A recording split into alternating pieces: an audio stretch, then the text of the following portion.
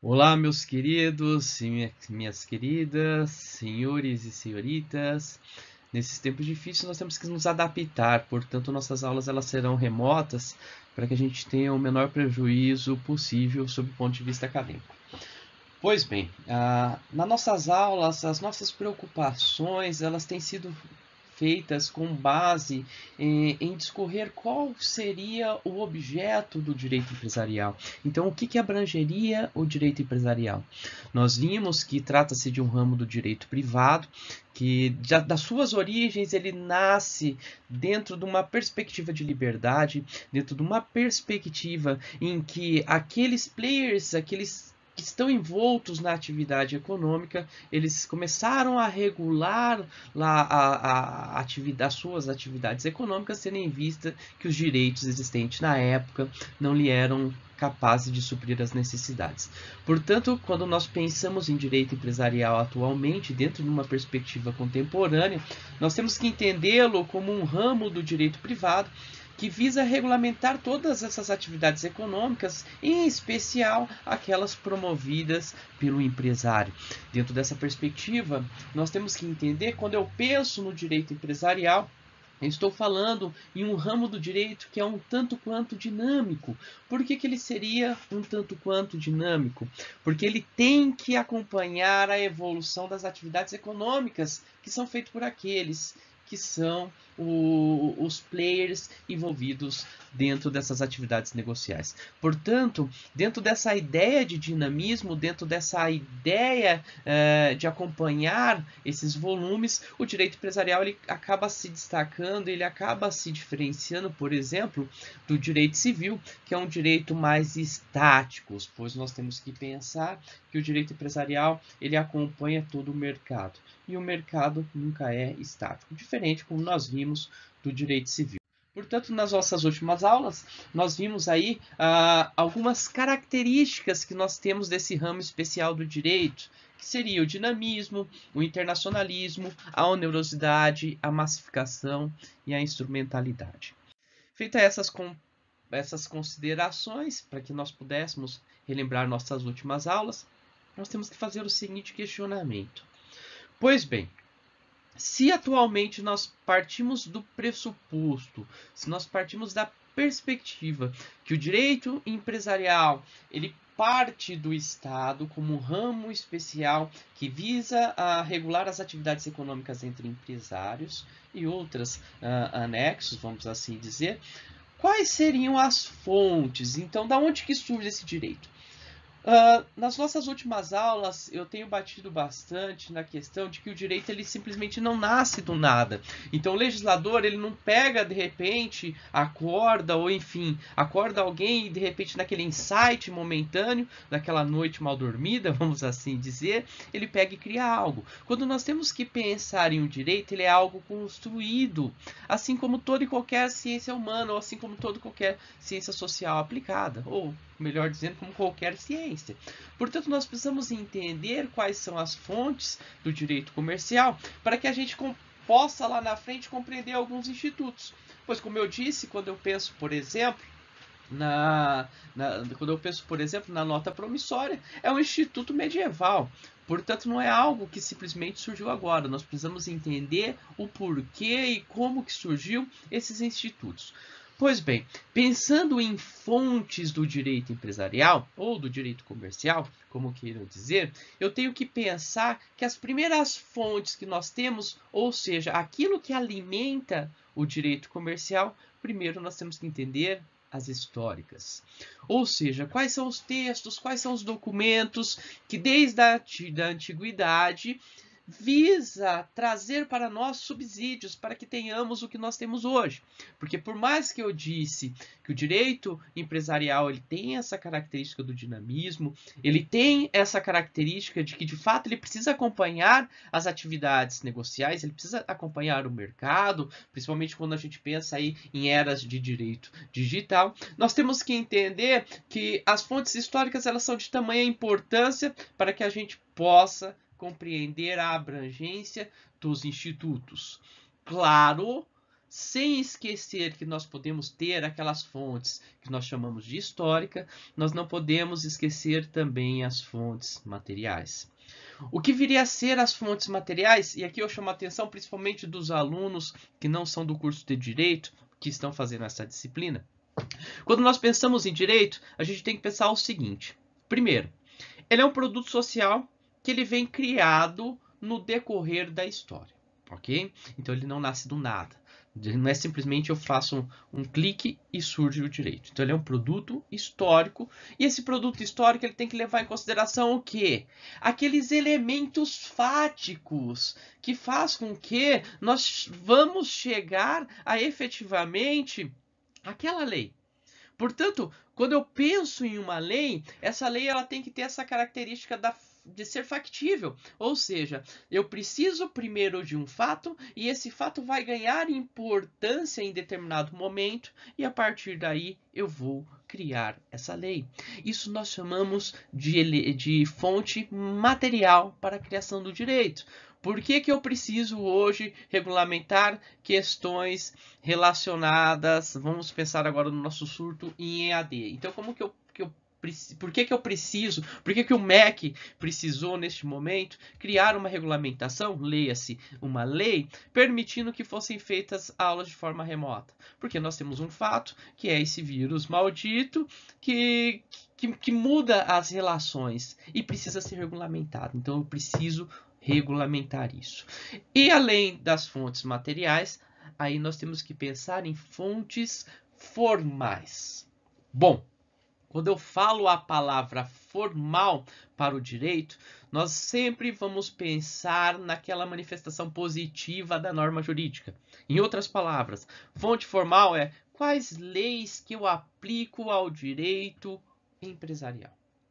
Isso é importante, isso é de tamanha importância, porque em termos práticos, imagine a seguinte situação.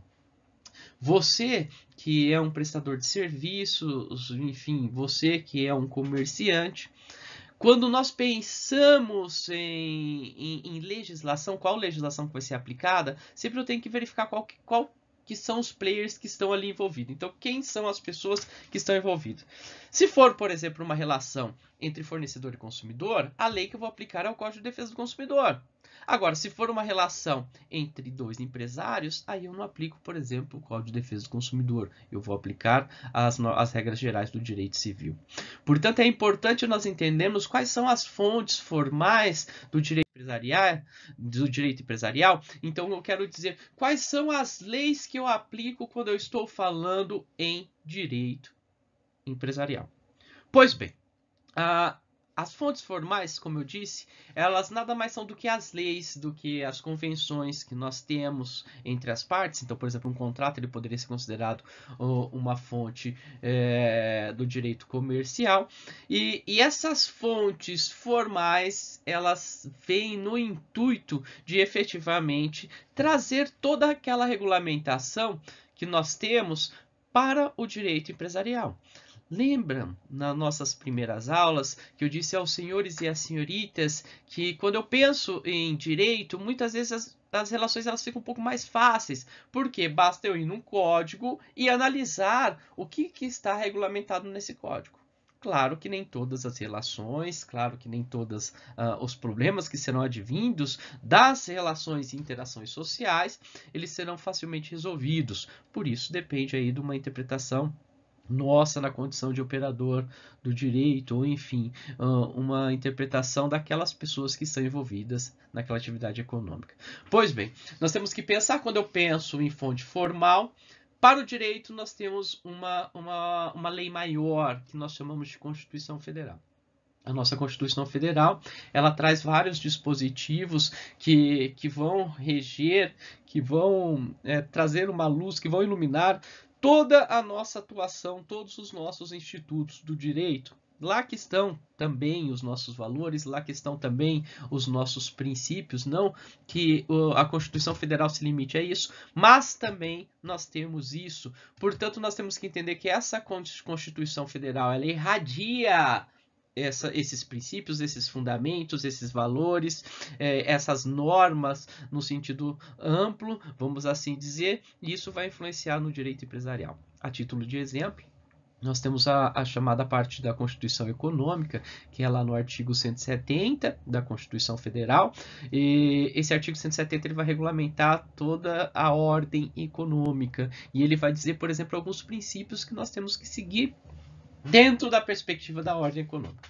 Pois bem, além dessa lei maior que nós temos, que é a Constituição Federal, nós poderemos aí citar. Temos o Código Comercial de 1850, a parte do direito marítimo, que não foi revogada. Isso é importante porque já caiu questão de concurso nesse sentido. E nós temos a legislação civil. Aqui, quando eu falo Código Civil, é em especial a parte do direito da empresa. Essas são as fontes formais primárias. Além, claro, de toda a legislação esparsa que nós temos, a título de exemplo, a lei das SAs, a lei da falência, a lei do cheque, a lei da duplicata, enfim, lei da propriedade industrial. Então, dentro das fontes primárias, nós temos a Constituição Federal, o Código Comercial, a parte não revogada, o Código Civil, a parte da empresa, e toda essa legislação esparsa que, eventualmente, nós podemos utilizar naquelas relações. Essas são as fontes primárias. Além disso, nós temos que pensar que o direito empresarial, enquanto um ramo especial do direito privado, então nós estamos pensando lá, direito privado, naquela divisão que nós fizemos, eu pego um ramo especial e eu tiro o direito empresarial, que vai regulamentar algumas questões, só que nós temos que entender que a nossa legislação, ela não se preocupa em dividir apenas esses ramos especiais, mas nós temos também as regras gerais, e essas regras gerais elas estão lá na nossa legislação civil. Então, por exemplo, quem diz para nós o que é pessoa jurídica é o direito civil. Não só para nós, mas para o direito tributário, para o direito administrativo, para o direito econômico. Então, o direito civil, ele surge, de certa forma, como algumas regras, traz, de certa forma, algumas regras gerais que vão ser fontes para nós, e aqui nós chamamos de fontes secundárias. Nós temos que lembrar que, dentro de uma perspectiva de unidade do ordenamento jurídico, ou seja, eu não tenho um ordenamento jurídico isolado, eu tenho um ordenamento jurídico que ele é uno, e dentro dessa ideia de unidade nós vamos poder utilizar diversas normas, seja de forma direta, como no caso das fontes primárias, mas também nós podemos utilizar das fontes secundárias, sempre aplicando de forma subsidiária. Quando eu digo que eu vou aplicar de forma subsidiária, eu estou querendo dizer que efetivamente eu preciso, a princípio, de uma omissão. Ou seja, o direito empresarial ele não tem aquela regulamentação. Por exemplo, quando a gente pensa em obrigações, quem traz para nós questões relacionadas a essas obrigações vai ser o direito civil, não vai ser o direito empresarial. O direito empresarial, por hora, não regulamenta isso. Digo por hora, pois se discute muito aí no nosso poder legislativo a criação de um código comercial, que eu tenho aí várias ressalvas. Bom, mas isso não é objeto da nossa aula de hoje. Pois bem, de forma subsidiária, além dessa legislação civil que nós vamos ter, nós temos que pensar também que os usos e costumes eles têm tamanha importância no direito empresarial. E aí que eu falei da questão da historicidade do direito empresarial. Por isso que nós estudamos o histórico do direito empresarial. O direito empresarial ele vai nascer como dentro da sua perspectiva, da sua gênese, vamos assim dizer, como um ramo que visa aplicar aqueles usos e costumes comerciais. Por que ele teve essa perspectiva? Porque na época, vamos lembrar lá das corporações de ofício, nós tínhamos o direito romano que não era suficiente para regulamentar as relações entre os empresários, nós tínhamos o direito bárbaro, que também não era suficiente, e nós tínhamos o direito canônico, que achava que dinheiro não pode gerar dinheiro, que isso era coisa do capeta, como nós vimos. Portanto, dentro de uma perspectiva de usos e costumes do direito empresarial, nós temos até hoje que eles são importantes.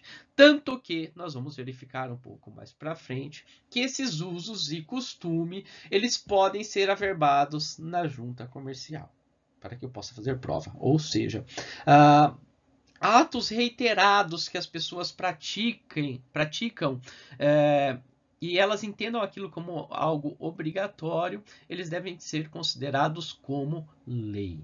Ah, mas é assim que funciona? É. A título de exemplo, nós temos que pensar no cheque pós-datado, que nós costumamos chamar de cheque pré-datado. O que é isso? O cheque, por lei, ele é uma ordem de pagamento à vista, ou seja, você emitiu, qualquer pessoa pode ir lá no banco e proceder ao desconto desse cheque. Então ele pode ir lá e sacar esses valores, ok?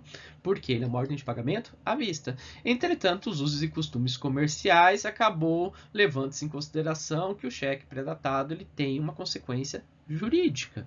Qual seria essa consequência jurídica? A partir do momento que você faz o pré-datamento do cheque, você sabe que você tem que segurar.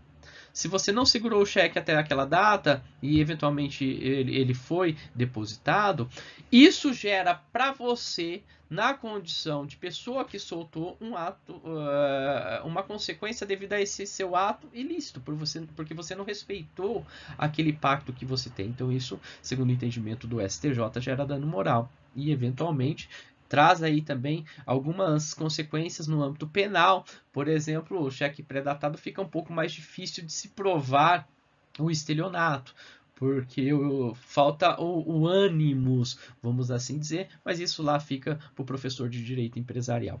Além disso, nós temos também, como fonte secundária, pensar na jurisprudência. Então, eu tenho que ver que as decisões, o que é a jurisprudência, principalmente para vocês aí que não são alunos do direito. Jurisprudências são decisões reiteradas que o tribunal acaba, que os tribunais superiores acabam tomando, e aquilo de certa forma no intuito de trazer uma segurança jurídica. Então, o nosso atual Código de Processo Civil, ele valoriza muito a questão da jurisprudência. Então, o que ele fala? Ele fala, olha, você, tribunal, você tem que me trazer uma segurança jurídica. Uma segurança jurídica em que sentido? De que eu vou entrar no tribunal e eu vou verificar qual que é o posicionamento dele, então, como que ele interpreta determinada situação, e a partir deste momento, eu vou aí efetivamente saber, ou pelo menos pressupor, qual que é o posicionamento. A título de exemplo, uma questão corriqueira que foge aqui do direito empresarial, mas que todos, devido à repercussão, todos podem ter visto, é a questão quando falaram, mudou a jurisprudência do STF no sentido de caber ou não a prisão em segunda instância. O que aquilo está querendo dizer? Aquelas decisões reiteradas do STF, que é o nosso Supremo Tribunal Federal, ela é no sentido de que ela permite a prisão após condenação em segunda instância ou não. Estão vendo? Então é isso, quem vai nos dizer é a jurisprudência.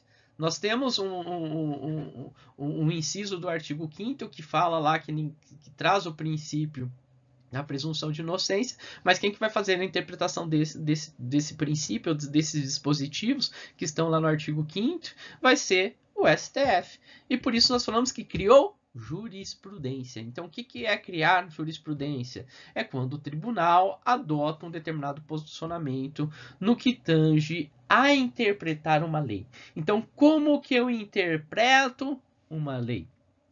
Exemplo, quando nós pensamos aqui, para nós, no direito empresarial, ou direito consumidor, o que seria considerado consumidor? O Código de Defesa do Consumidor ele traz uma definição do que é consumidor. Só que nós temos vários problemas quando nós pensamos que o Código do Consumidor ele traz que para ser consumidor tem que ser destinatário final daquele produto. O que é destinatário final? Então, quem vai fazer uma criação, muitas vezes, vai ser a jurisprudência. A jurisprudência, muitas vezes, ela se alia à doutrina. Então, nós temos que pensar que também a doutrina, que são os nossos livros, os artigos, enfim. Tudo que nós estudamos enquanto operadores do direito, aquilo vai nos influenciar. E a doutrina ela vai nos ajudar a chegar aí a uma interpretação de qual é a abrangência ou não de determinado instituto, o que significa ou não determinado conceito jurídico indeterminado e assim por diante. Também aí nós temos que pensar que quando eu falo em leis secundárias ainda, a equidade, que é a questão da igualdade, os princípios gerais do direito, dentre outros, poderíamos considerar como fontes secundárias. Ok? Portanto, temos que pensar que, a princípio, quando nós tivermos qualquer problema, o que eu tenho que procurar? fontes primárias. Constituição, lei comercial, estrito sensu. Não achei? Fontes secundárias. Ou tive algum problema e eu precisar, fontes secundárias, lei civil, as regras gerais. E se eu tiver qualquer dúvida na interpretação, ou enfim, qual que seria a abrangência ou não desses institutos, nós temos aí sempre a jurisprudência, os princípios gerais para solucionar alguns problemas. Como eu disse, no direito empresarial, os usos e costumes, eles acabam se tornando como algo relevante. Por quê? Da história do direito empresarial, nós temos que entender que os usos e costumes, eles ganharam uma dimensão muito importante para nós. Então, os usos e costumes, eles têm relevância para nós, que são, como eu disse, aquelas práticas reiteradas e de forma contínua, e que as pessoas entendem aquilo como obrigatório. É interessante esse ponto. As pessoas têm que entender que aquilo é algo que eu preciso de fato proceder. E como eu disse, no caso do direito empresarial aí, no intuito de uniformizar e pensando que o direito empresarial se preocupa muito, mas se preocupa muito com a questão da segurança jurídica, esses usos e costumes, eles podem ser assentados pelo Registro Público de Empresas Mercantis. O que é o Registro Público? É a junta comercial. Então, você vai lá, efetivamente, e assenta esse uso e costume, ok? Tem todo um procedimento. Quando eu falo você vai lá, não é qualquer pessoa que vai chegar, mas enfim, tem todo um procedimento, vai chegar lá e vai fazer, tem todo um procedimento que tem que ser feito para você assentar aqueles usos e costumes. A partir dali, eu vou ter uma fonte pública, vamos assim dizer, que tem que ser seguida. Bom, alguns requisitos. O que eu preciso efetivamente para ter esse uso e costume? O que ele precisa para ele ser assentado? Primeiro, ele tem que ser uniforme, ou seja, tem que ser algo geral e abstrato, então não pode ser uma prática e costume apenas local. Eu preciso ter essa uniformidade. Não é algo, a abrangência dele tem que ser uma abrangência uniforme, então não pode ser uma coisa que aqui eu faço de uma forma e lá eu faço de outra, ele tem que ser igual. Além disso, precisa ser constante, ou seja, é uma prática comum. Por exemplo, se nós pensarmos nessa aula que nós estamos tendo, ela está sendo uniforme dentro das instituições, entretanto ela é algo que não é constante, ok? É algo que é apenas agora. Então eu preciso da constância. E eu preciso observar um certo período de tempo, ou seja, tem que ser constante naquele certo período de tempo, respeitando sempre a boa-fé. Temos que lembrar que o direito privado tem, até o próprio Código Civil, ele tem a eticidade, a boa-fé como um princípio importante que tem que ser respeitado.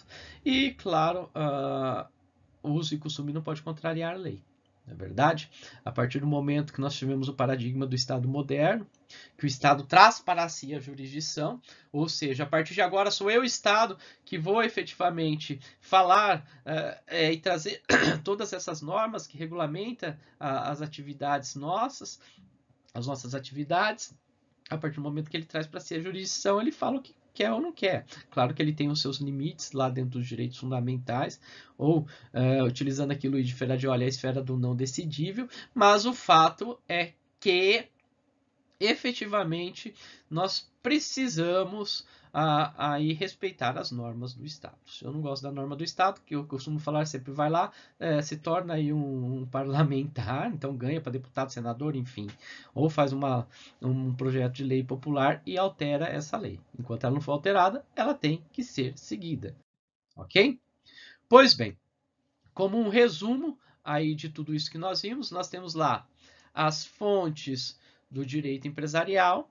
Primeiras fontes, nós temos as normas empresariais, Código Comercial, só comércio marítimo, Código Civil, matérias nucleares do direito empresarial. É o título lá do capítulo de direito da empresa. Legislação esparsas, que são as matérias específicas. Aqui eu coloquei alguns exemplos, alguns microsistemas, como por exemplo o direito falamentar, do direito societário, que é a lei da SA, direito cambiário, além da lei do cheque, duplicado de propriedade industrial.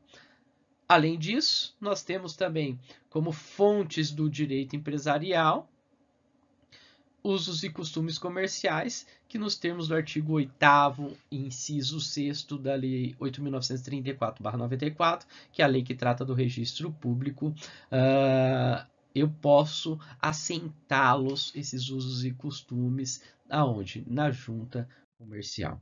Além, é claro, que efetivamente nós temos todas as legislações, as fontes secundárias. E aqui com as fontes secundárias nós temos que pensar aí quais seriam as relações do direito comercial com outros ramos. Então, o direito civil, acredito que é um dos mais importantes que nós temos, pois ele traz diversas regras gerais que são aplicadas em todos os ramos do direito.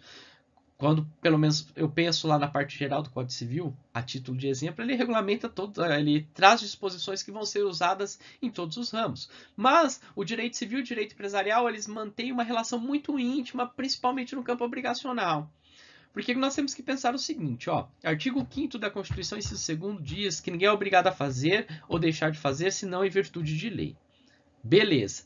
A partir do momento que o artigo 5º diz isso, a partir do momento que o artigo 5º diz isso, ele traz aí para nós uma ideia do princípio da legalidade. Ou seja, desde que a lei não me proíba ou não me obrigue a fazer uma conduta diversa, eu posso fazer o que eu quero. E se eu posso fazer o que eu quero, dentro das relações negociais, as partes podem estipular entre si obrigações. Então, eu posso delimitar entre as partes o que cada um tem que fazer, ou como vai fazer. Isso pode ser por meio de contratos, enfim. São várias as opções que nós temos. Portanto, em matéria obrigacional, o direito civil ele traz diversos elementos que são importantes para nós. Porque é ele que vai regulamentar todas as obrigações, ele que vai regulamentar todos os contratos. Direito tributário. Direito tributário, nós temos que pensar que é aquele ramo do direito, ele é um ramo do direito público, e ele visa regular todas as questões fiscais do nosso país. Então, quando eu penso em matéria de tributo, pensa lá o imposto, por exemplo, quem vai regulamentar é o direito tributário. Portanto, muitas vezes a linha é muito tênue entre o que eu preciso, o que é uma regulamentação do direito empresarial e o que é uma regulamentação do direito tributário. A título de exemplo, quando nós pensamos em livros empresariais, por mais que era uma disposição e uma imposição do direito empresarial, entretanto, ele tem uma intersecção muito próxima do direito tributário, que é com base nos livros empresariais, que o fisco vai poder analisar se você está fazendo a contribuição de forma correta.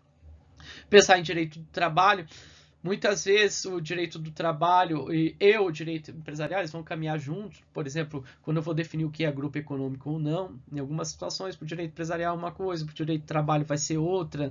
Tudo isso gera consequências, porque se eu penso em direito empresarial, muitas vezes eu estou pensando naquelas atividades econômicas que vai ter uma relação de emprego, e muitas vezes essa relação de emprego é em larga escala. E ao ser em larga escala essas relações de emprego, eu tenho normas do direito do trabalho e eu tenho também normas do direito empresarial. Então, eventualmente, se surge algum problema ou alguma discussão, pode ser que isso aí venha a colidir, enfim. Então, nós temos aí uma interação, uma relação, principalmente nessas relações de emprego. Direito penal. Direito penal lá é a última ratio legis. O que isso quer dizer? Quando os outros ramos do direito não resolveu, eu chamo o direito penal, ok? Ele é lá o submundo, vamos assim dizer, do nosso direito, ok? Bom, o direito penal ele tem tamanha importância? Sim, tem algumas questões, como eu disse, que o direito civil muitas vezes, ou o direito privado, vamos assim trazer, ele não resolve para nós. E muitas vezes o que eu preciso é que o direito penal resolva isso. Como que ele vai resolver isso? O direito penal é aquele que pode configurar um crime. É aquele que efetivamente nós podemos ter como uma das principais punições.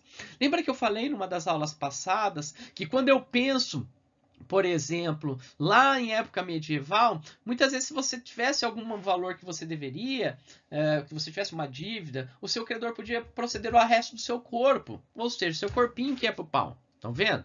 Hoje nós não podemos. Entretanto, algumas ações que nós temos dentro do direito empresarial, elas são consideradas ações tão relevantes para a proteção da nossa atividade que só o direito civil não basta. Então, não basta muitas vezes apenas a responsabilidade civil. Eu preciso também do direito empresarial, porque o direito empresarial é aquele que pode muitas vezes ceifar um dos nossos principais bens jurídicos, que é a liberdade. Então, a título de exemplo, tem o crime de concorrência desleal, que seria muita... Pensa, por exemplo, você é um cientista, você trabalha para uma empresa, e você tem uma cláusula contratual, então você é obrigado a manter o segredo industrial.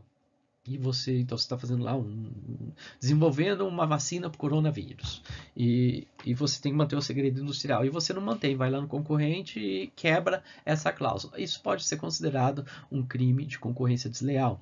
Outras questões relacionadas à marca. Então, para quem gosta lá de comprar aqueles produtinhos ling-ling, né? Que hoje ninguém nem quer saber mais de comprar produto chinês, né? Mas muitas vezes eles estão fazendo aí crimes contra a marca ou contra eventual patentes.